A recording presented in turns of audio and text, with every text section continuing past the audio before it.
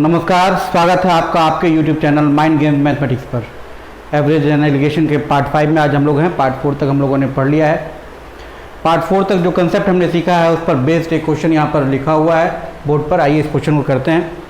किसी परीक्षा के 29 बच्चे एक परीक्षा में शामिल होते हैं। उनके प्राप्तांकों का औसत A है। उनके प्राप्तांकों को बढ़ते या घटते क्रम में सजाने पर यह पाया जाता है कि वे समांतर श्रेणी में हैं। साथ ही शिक्षक यह भी पाते हैं कि उस श्रेणी में तीसरा, 7वां, 11वां, 15वां, 19वां, 23वां और 27वां बच्चा उन्होंने नकल किया है, इसलिए उन्हें निष्कासित कर दिया जाता है। शेष बच्चों का औसत B हो जाता है। A तथा B के बीच संबंध क्या है? 29 बच्चे हैं, परीक्षा में शामिल हो रहे हैं। उनके स्कोर्स का जो एवरेज है वो A है। उनके स्कोर्स को इंक्रीजिंग या डिक्रीजिंग ऑर्डर में अरेंज किया गया है और यह पाया गया कि वो जो स्कोर्स हैं वो AP में आ जाते हैं। और साथ ही जो टीचर हैं वो ये भी पाते हैं कि उस AP में जो तीसरा, 7वां, 11वां, 15वां, 19वां, 23वां और 27वां, 3rd, 7th, 11th, 15th, 19th, 23rd और 27th जो बच्चा है उसने नकल किया है, इसलिए उन्हें रिस्ट्रिकेट कर दिया जाता है, एग्जाम से निकाल दिया जाता है। और जो रेस्ट बच्चे बचते हैं उनके प्राप्तांकों का, उनके स्कोर्स का एवरेज जो है B हो जाता है। A और B के बीच का रिलेशनशिप हमको फाइंड आउट करना है। यहाँ 3 रिलेशनशिप दिए गए हैं। A is greater than B, A is less than B, A is equal to B। A बड़ा है B से, A छोटा है B से, या A B के बराबर है। और आपके पास 4 ऑप्शन दिए गए हैं, या तो 1 या 3, या तो 2 या 3। केवल 3 आंकड़े अपर्याप्त हैं। आपको इस क्वेश्चन को करना चाहिए। वीडियो पॉज कीजिए और क्वेश्चन को खुद से ट्राई कीजिए। और अगर ना बने आपसे, क्वेश्चन पढ़ते पढ़ते ये आपको आंसर ना मिले, तो आपको जो चारों पुराने वीडियोज़ हैं, इसके पिछले वीडियोज़ हैं, उनको देखना चाहिए फिर से, और कंसेप्ट को सीखने का प्रयास करना चाहिए। एक्चुअली क्या है ना कि आप लोग जादू बस देखना चाहते हैं, कोई जादूगर बनना नहीं चाहता, कोई जादू दिखाना नहीं चाहता। और जादू दिखाने के लिए जादू सीखना पड़ता है ना। सीखने के लिए समय देना पड़ता है, वीडियो उसको पूरा देखना पड़ता है। ये नहीं कि बस भगा भगा के स्किप करके देखे, बस हो गया ऐसे ही काम, क्या है ना। आपको चाहिए कि आप वीडियोस पूरा देखें, वीडियोस के बीच में जो एग्जाम्पल्स आते हैं उन्हें सीखने का प्रयास करें, तभी आप सीख पाएंगे इस जादू को, कैसे हम लोग क्वेश्चन पढ़ते पढ़ते आंसर कर पाते हैं। ठीक है, तो बने रहिएगा हमारे साथ। अगर आपने पिछले वीडियोस को नहीं देखा है तो प्लेलिस्ट में जाएं चैनल के और वीडियोस को देखें, चारों पार्ट को। लिंक मैं डिस्क्रिप्शन बॉक्स में भी शेयर कर दे रहा हूँ, वहाँ से भी आप देख सकते हैं। चलिए आते हैं। अगर आप चौथे पार्ट के वीडियो को देखेंगे दोबारा तो उसमें आप पाएंगे कि AP में जो आंकड़े होते हैं उस पर, उसके कंसेप्ट पर हमने काम किया हुआ है ना। और AP पे जो आंकड़े होते हैं उनका जो मीन या उनका जो एवरेज होता है वो क्या होता है, शुरू से nवां पद जो अंतिम से nवां पद बटे 2, है ना। तो देखिए क्या है कि अगर AP में आंकड़े आ गए हैं और 29 बच्चे हैं, 29 आंकड़े हैं, तो शुरू से तीसरा 3rd हो गया, अंतिम से तीसरा कौन हो गया, 27th, है ना। 29, 28, 27, तो 27वां और जो तीसरा है उनको जोड़ करके आधा करेंगे तो भी जो वैल्यू आएगा वो A के बराबर आएगा। तो तीसरे और 27वें के निकलने से कोई फर्क नहीं पड़ेगा, क्योंकि ये दोनों जो है वो A लेकर के गया। 7वें और 23वें को जोड़ के आधा करेंगे तो भी वैल्यू A के बराबर ही आएगा। तो इन दोनों के निकलने से भी कोई फर्क नहीं पड़ेगा, एवरेज A ही रहेगा। 11वें और 19वें को जोड़ करके आधा करेंगे तो वो वैल्यू भी A आएगा। तो इनके निकलने से भी कोई फर्क नहीं पड़ेगा। अगर एवरेज के बराबर कोई आंकड़ा निकलता है तो उसके निकलने से जो शेष आंकड़े बचते हैं उनके एवरेज पर कोई परिवर्तन नहीं होता है। ये कंसेप्ट भी हमने सीखा हुआ है। अगर आप तीसरा वीडियो देखेंगे तो इसके एग्जाम्पल्स पर हमने काम भी किया हुआ है, बहुत सारा काम किया हुआ है। ठीक है, तो आपको वीडियोस देखना चाहिए, एक बार फिर पूरा देखना चाहिए। उसी तरह से अगर आप देखें कि जो 15वां बच्चा है ना, 29 ऑड है, तो इसका जो एवरेज होगा, इसका जो मीन होगा वो कौन सा टर्म होगा, 29 + 1, 30 बटे 2, यानी 15वां टर्म। तो ये खुद A के बराबर है। तो जो निकल रहा है तीसरा और 27वां, A लेके निकला, कोई फर्क नहीं पड़ा एवरेज पर। 7वां और 23वां A लेके निकला, कोई फर्क नहीं पड़ा। 11वां और 19वां ये दोनों मिलके भी A लेके निकला, कोई फर्क नहीं पड़ा। 15वां ये भी A लेके निकला, कोई फर्क नहीं पड़ा। इनके जाने से कुछ भी फर्क नहीं पड़ा है एवरेज पर, यानी इनके जाने से अगर औसत लिखा हुआ बी हो जाता है तो ये बी भी किसके बराबर होगा, ए के बराबर होगा, और आंसर आपका क्या हो जाएगा, केवल 3, ए बराबर बी। क्लियर है? चलिए और कुछ कंसेप्ट हम लोग सीखते हैं, फिर उन पर प्रश्न करेंगे। आइए आगे बढ़ते हैं। चलिए अगले कंसेप्ट की ओर चलते हैं। m लगातार प्राकृतिक संख्याओं का औसत a है, यदि अगली n प्राकृतिक संख्याएं भी शामिल कर ली जाएं तो औसत पर क्या परिवर्तन होगा। इसको हम लोग एग्जाम्पल से करते हैं। पहले अगर हमारे पास कहीं से भी हम उठाएं और कुछ भी संख्या में उठाएं, मान लीजिए कि पहले हम 3 से उठाते हैं और हमारे पास 3, 4, 5, 6 ये 4 प्राकृतिक संख्याएं हैं, ठीक है। तो इनका औसत आप बता सकते हैं कितना होगा, इनका औसत होगा 4.5। अगली प्राकृतिक संख्या जो कि 7 है वो अगर जोड़ ली जाए, ठीक है, वो अगर जोड़ ली जाए तो क्या होगा आप बता सकते हैं। अगर ये प्राकृतिक संख्या 4.5 ही आती, इसके जगह पर 4.5 भी आता तो औसत पर कोई परिवर्तन नहीं होता, लेकिन 4.5 से कितना ज़्यादा आया है, 2.5। तो यही 2.5 जो एक्स्ट्रा आ रहा है, थोड़ा बड़ा लिख देते हैं, 4.5 प्लस 2.5, ये जो 2.5 एक्स्ट्रा आ रहा है यही इन पाँचों में, 5 लोग हो गए अब, 1, 2, 3, 4, 5, पाँचों में बराबर बराबर बढ़ जाएगा। तो वृद्धि हो जाएगी, कितने की वृद्धि हो जाएगी, 2.5/5 यानी 0.5। ये बता रहा है कि अगर अगली प्राकृतिक संख्या हम जोड़ें तो औसत में 0.5 की वृद्धि हो जाएगी। अभी हमने गिनती में कितनी संख्याएं ली थी, 4, यानी इवन थी गिनती हमारी। अगर हम और ले लें गिनती, चलिए कहीं से और उठा लेते हैं हम, मान लीजिए कि 7 से, 7, 8, 9, 10, 11 ये हमारे पास है संख्याएं, नहीं 5 लगातार प्राकृतिक संख्या, इनका औसत कितना होगा, 9 होगा। ये कैसे 9 और 4.5 आ रहा है, ये आप पार्ट 4 वाले वीडियो में देखें तो आपको समझ में आ जाएगा, इस पर काफ़ी चर्चा हुई है। अगली प्राकृतिक संख्या कौन आएगी, 12, ठीक है। अगर 12 की जगह 9 ही आता तो कोई फर्क नहीं पड़ता, लेकिन आया कितना है, 9 से 3 एक्स्ट्रा, तो यही 3, 1, 2, 3, 4, 5, 6 लोगों में बढ़ जाएगा। तो वृद्धि हमारी कितनी हो जाएगी, 3/6 यानी 0.5 की, यहाँ भी वृद्धि 0.5। तो चाहे हम गिनती में इवन ले रहे हैं या गिनती में ऑड ले रहे हैं, प्रत्येक स्थिति में अगर अगली प्राकृतिक संख्या जोड़ी जा रही है तो औसत में कितने की वृद्धि हो रही है, 0.5 की। तो एक प्राकृतिक संख्या पर 0.5 की वृद्धि हो रही है, 2 पर 1 की वृद्धि होनी चाहिए। देख लेते हैं, अगर 2, 7 के साथ साथ यहाँ 8 भी आ जाए तो 8 में और कितना आ गया, देखिए 4.5 से कितना ज़्यादा आ गया, 3.5। तो 3.5 और 2.5 कितना हो गया, 6 का वृद्धि हुआ कितना लोगों में, 2, 2, 4, 2, 6 लोगों में। तो वृद्धि कितना का हो गया, 1 का, यानी 2 लोगों के जुटने पर 1 का वृद्धि हो रहा है। यहाँ पर अगर 12 के साथ 13 भी ले आए तो 13 और 9 से कितना ज़्यादा है, 4। तो 4 और 3 7 का वृद्धि हुआ कितने लोगों पर, देखिए यहाँ पर अब 7 लोग हो गए हैं, 1, 2, 3, 4, 5, 6, 7, 1 का वृद्धि हुआ। इसका मतलब 3 जोड़ेंगे तो 1.5 का वृद्धि होगा। 4 अगर प्राकृतिक संख्या अगली शामिल करेंगे तो 2 का वृद्धि होगा। यानी प्रत्येक अगली प्राकृतिक संख्या शामिल करने पर, प्रत्येक अगली प्राकृतिक संख्या शामिल करने पर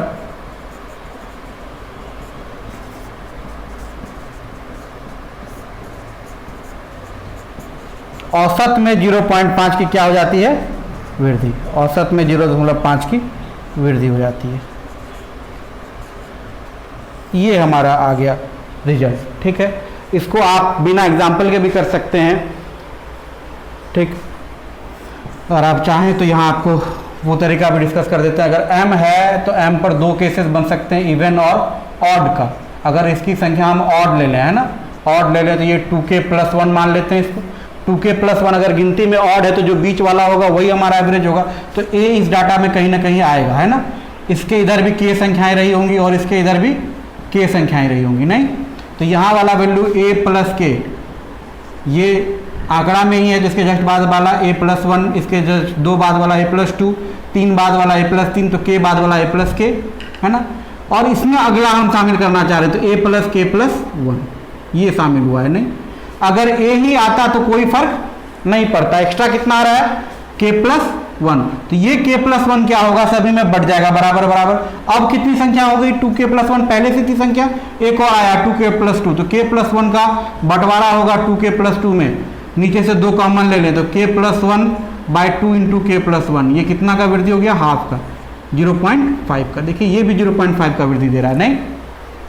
क्लियर है। अगर हम m को इवन मान लें, अगर हमने m को इवन माना है, m को हमने इवन माना है, तो भी हम देख सकते हैं तब क्या होगा, जो एवरेज a होगा हमारा वो आंकड़ों में से नहीं होगा। a के इधर भी k संख्याएं रही होंगी, a के इधर भी k संख्याएं रही होंगी, लेकिन a एवरेज में से नहीं रहा होगा। a क्या रहा होगा, यहाँ वाला और यहाँ वाला को जोड़ के आधा। तो ये दो लगातार प्राकृतिक संख्याएं हैं, इन दोनों को जोड़ के आधा करेंगे तो 0.5 का डिफरेंस आएगा इन दोनों से। यहाँ वाला वैल्यू a प्लस 0.5 आ जाएगा। इसको आप ऐसे समझ सकते हैं कि जैसे 1 2 3 4, तो ये वाला वैल्यू आएगा हमारा एवरेज 2.5, ये वाला 2.5 से 0.5 ज़्यादा, ये वाला उससे 1 ज़्यादा, दूसरा पर चले तो 1 ज़्यादा, तीसरा पर चलेंगे तो 2 ज़्यादा, अगर के बाद चलेंगे तो ये हो जाएगा k माइनस 1 ज़्यादा, यानी a plus 0.5 plus k minus 1।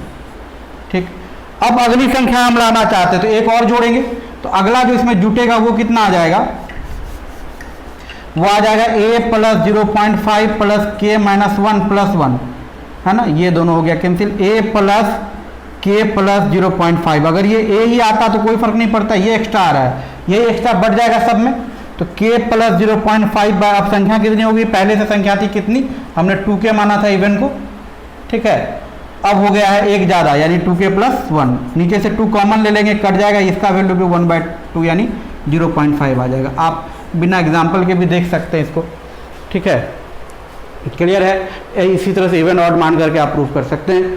तो इस प्रूफ की आवश्यकता मुझे नहीं लगता है कि है आप लोगों को, बस यहाँ आप ये चीज़ सीखना आपके लिए आवश्यक था कि यहाँ जो एवरेज है वो आंकड़ों में से ही है, यहाँ जो एवरेज है वो आंकड़ों में से नहीं है ना। चलिए खैर, ये हम लोगों ने एक कंसेप्ट सीखा कि अगर हमारे पास m का पर कुछ भी निर्भर नहीं करता है, ये m कुछ भी हो, प्रत्येक अगली प्राकृतिक संख्या अगर शामिल करेंगे तो औसत में 0.5 की वृद्धि होगी, इससे कोई फर्क नहीं पड़ेगा, n पर फर्क पड़ेगा, है ना। n की जगह 1 हो तो 0.5, n की जगह 2 हो तो 1, n की जगह 3 हो तो 1.5, n की जगह 4 हो तो 2, n की जगह 5 हो तो 2.5 एंड सो ऑन। क्लियर है। चलिए अगला कंसेप्ट सीखते हैं हम लोग, इसको मिटा देते हैं। चलिए अगले कंसेप्ट पर चलते हैं। अगला कंसेप्ट आपके पास ये है, m लगातार सम संख्याओं का औसत है, यदि अगली n सम संख्याएं भी शामिल कर ली जाएं तो औसत में क्या परिवर्तन होगा। इसको भी हम लोग एग्जाम्पल से करते हैं। चलिए देखते हैं एग्जाम्पल, कोई भी आप रेंडम उठाएं, कंजुगेटिव इवन नंबर्स कहीं से भी उठाएं, हम मान लीजिए हम 6 से उठा लेते हैं, 6 8 10 12 4 हैं, इनका एवरेज आप बता सकते हैं कितना होगा, 8 जोड़ 10/2 यानी 9, है ना। अगली सम संख्या 14 हम शामिल कर लेते हैं, इसमें 14 शामिल कर लिया हमने, अगर 14 की जगह 9 ही आता है ना तो कोई फर्क नहीं पड़ता, लेकिन 9 से 5 एक्स्ट्रा आ रहा था, यही 5, अब 5 लोग हो गए हैं तो पाँचों में बढ़ जाएगा, औसत में वृद्धि कितनी हो जाएगी, 5/5 यानी 1 की। तो ये क्या बता रहा है कि अगर अगली सम संख्या शामिल की जाती है तो औसत में 1 की वृद्धि हो जाती है। यहाँ कितनी थी गिनती में संख्याएं, इवन थी, है ना। अगर हम ऑड लेके चले, चलिए अगर हम लोग 5 ले लेते हैं, हम लोग कहीं से और से इस्तेमाल करते हैं, 12 14 16 18 20, ये ऑड है, गिनती में 5 है ना। इनका एवरेज कौन हो जाएगा, 16। अगली सम संख्या 22 हम लाते हैं, 22 के लाने से देखिए क्या होगा, अगर 16 ही आता तो कोई फर्क नहीं पड़ता, 16 से कितना ज़्यादा आ रहा है, 6, तो ये जो 6 एक्स्ट्रा आ रहा है यही अब ये 6 लोगों में बढ़ जाएगा, 6 लोग हो गए हम, तो वृद्धि कितनी की हो जाएगी, 6 प्लस 6/6 यानी 1 की। तो यहाँ गिनती में ऑड था तब भी अगली सम संख्या शामिल होने पर वृद्धि कितनी की हो रही है, 1 की। आप कह सकते हैं कि अगली सम संख्या शामिल करने पर, अगली प्रत्येक सम संख्या के शामिल होने पर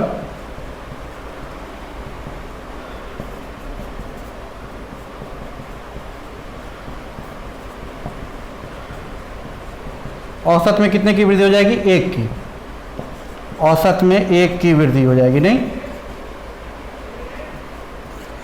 ठीक है। इसको आप देख सकते हैं, अगर 2 लोगों को शामिल करें 14 के बजाय, हम 14 के बाद हम 16 को ले आते हैं, तो ये 9 से कितना ज़्यादा एक्स्ट्रा आया, 7, 7 और 5 12, 12 बटेगा 2 4 6 लोगों में, तो 2 की वृद्धि हो जाएगी, देखिए 2 का वृद्धि हो रहा है, 1 2, है ना। 22 के बाद अगर हम 24 को भी शामिल करेंगे तो ये 16 से कितना ज़्यादा आ रहा है, 16 जोड़ 8, है ना, 8 और 6 14, 14 बढ़ जाएगा 7 लोगों में अब, तो वृद्धि कितनी हो जाएगी, 14/7 यानी 2 की।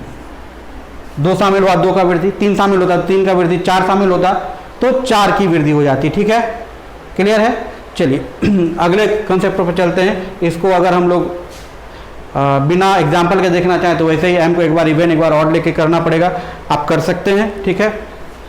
उधर नहीं जा रहे हम लोग। जो रिजल्ट था वो हम लोगों को मिल चुका है। नहीं, प्रत्येक अगली सम संख्या शामिल करने पर औसत में कितने की वृद्धि हो जाएगी? 1 की। अगर यहाँ m लगातार सम के जगह विषम होता और यहाँ शामिल की जाने वाली संख्या भी क्या हो जाती? विषम, तब भी देखिए रिजल्ट यही रहता कि प्रत्येक अगली विषम संख्या शामिल होने पर 1 की वृद्धि होती। इसको भी आप एग्जाम्पल से देख सकते हैं। 6, 8, 10, 12 की जगह हम कुछ और ले लेते हैं। चलिए, हम लोगों ने ले लिया 3, 5, 7, 9, है ना। और यहाँ हम लोगों ने ले लिया, चलिए 7, 9, 11, 13, 15। ये गिनती में इवन है, इसमें अगली विषम संख्या हम जोड़ते हैं। इसका औसत कितना होगा, कोई बता सकते हैं? इसका औसत होगा 6, है ना। 7 और 5 के बीच में अगली विषम संख्या कौन आएगी? 11। अगर 7 ही आता तो कोई फर्क नहीं पड़ता, 6 ही आता तो कोई फर्क नहीं पड़ता। 6 से कितना एक्स्ट्रा आ रहा है? 5, यही 5 अब 5 लोगों में बढ़ जाएगा, तो वृद्धि कितनी हो जाएगी? देखिए यहाँ भी वही बात हो रही है, 1 की, कोई अंतर नहीं पड़ रहा है। क्लियर है? चलिए, यहाँ हम लोग देखें, अगर 7, 9, 11, 13, 15, इसका औसत कौन हो जाएगा? 11। अगली विषम संख्या अगर हम शामिल करें तो वो कौन है? 17। 17 की जगह 11 आता तो कोई फर्क नहीं पड़ता, 11 से 6 एक्स्ट्रा आ रहा है। 6 अब 6 लोगों में बटेगा तो वृद्धि कितने की हो जाएगी? 6/6 यानी 1 की। क्लियर है? विषम में भी वही बात हो रही है जो सम में हो रही थी। तो ये भी कंसेप्ट हमको मिल गया कि अगर m लगातार विषम संख्याओं का औसत a है, अगली n विषम संख्याएं भी शामिल कर ली जाए तो औसत में क्या परिवर्तन होगा? तो प्रत्येक अगली विषम संख्या प्रत्येक विषम संख्या के शामिल होने पर औसत में कितने की वृद्धि होगी? 1 की। अगर 2 विषम संख्याएं शामिल कर रहे हैं तो 2 की, 3 शामिल कर रहे हैं तो 3 की, 5 शामिल कर रहे हैं तो 5 की। चलिए अगले कंसेप्ट पर चलते हैं। चलिए अगला कंसेप्ट आपका क्या कह रहा है? देखिए, m लगातार सम संख्याओं का औसत a है, यदि अगली n विषम संख्याएं शामिल की जाए तो औसत पर क्या फर्क पड़ेगा? हमारे पास पहले से कौन सी संख्याएं थी? सम, शामिल कौन कर रहे हैं? विषम। चलिए, इसके पीछे जो हमने कंसेप्ट सीखा है उसमें क्या था? सम में सम ही शामिल कर रहे थे तो प्रत्येक अगली सम संख्या शामिल होने पर 1 की वृद्धि होती। अगर यहाँ विषम के जगह सम ही होता तो वृद्धि होती कितने की? n की, है ना। प्रत्येक 1 के लिए 1 की वृद्धि हो रही है, n के लिए कितने की वृद्धि होती? n की। लेकिन सम के जगह कौन शामिल हो रहा है? विषम। मान लीजिए कि वो सम लास्ट हो रहा था 8 पर, अगला आना चाहिए था 10, लेकिन अब हम विषम शामिल कर रहे हैं तो अगला कौन शामिल होगा? 9। 10 के बाद आना चाहिए था 12, कौन आएगा? 11। 12 के बाद 8 पर लास्ट हुआ था, 12 के बाद आना चाहिए था 14, लेकिन आएगा कौन? 13। तो प्रत्येक जो आने वाली संख्या वो 1 घट रही है, नहीं। तो n संख्याएं अगर आएगी तो योग में कितने कमी कर देगी? n की। और ये कमी टोटल m प्लस n संख्याओं में बढ़ जाएगी। ठीक है, इस बात को आप समझ पा रहे हैं? ये कमी जो है वो टोटल m प्लस n संख्याओं में बढ़ जाएगी। जहां वृद्धि होनी चाहिए थी n की, वहां अब इतना का वृद्धि होगा। क्लियर है? आप एग्जाम्पल से देख सकते हैं इसको। जैसे कि अगर हमने देखा कि हमारे पास 4 संख्याएं थी, कि अगर हमने ले लिया नंबर 4, 6, 8, 10, तो इसका जो औसत है वो कितना है? 7। अगली संख्या जो जोड़ी गई है वो है 12। अगर सम जुटता तो यहाँ कितना बढ़ता? 7 + 5, और ये 5 करता 5 का वृद्धि, लेकिन 12 के बजाय आया कौन? 11। तो 1 कम लाया ना। जो 1 कम लाया वही 1 का कमी जो है टोटल m प्लस n संख्याओं में, 4, 1, 5 संख्याओं में बांट दिया गया, और वो कमी जहाँ n बढ़ना चाहिए था, 1 बढ़ना चाहिए था, उससे घट गया। ठीक है, ये चीज़ आपको समझ में आ रही होगी। जैसे क्वेश्चन अगर हम लोगों ने एक लिया कि 13 लगातार सम संख्याओं का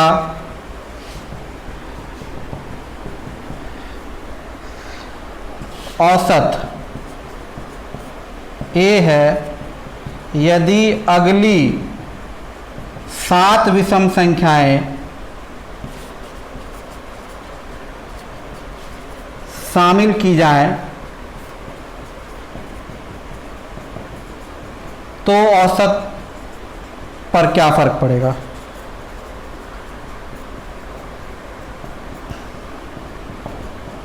तो अगली 7 सम अगर आती तो 7 बढ़ता, लेकिन 7 विषम आई है तो प्रत्येक जो है 1, 1 घट के आया, यानी 7 घट गया योग में।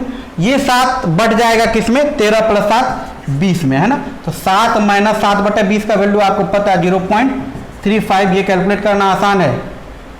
अगर आप नहीं कर पाते हैं, इस जीरो को भूल जाइए, 7/2 का वैल्यू 3.5, अब जीरो लगा दीजिए 0.35, ये कितना हो जाएगा 6.65। इतना का क्या हो जाएगा वृद्धि औसत में। ठीक है,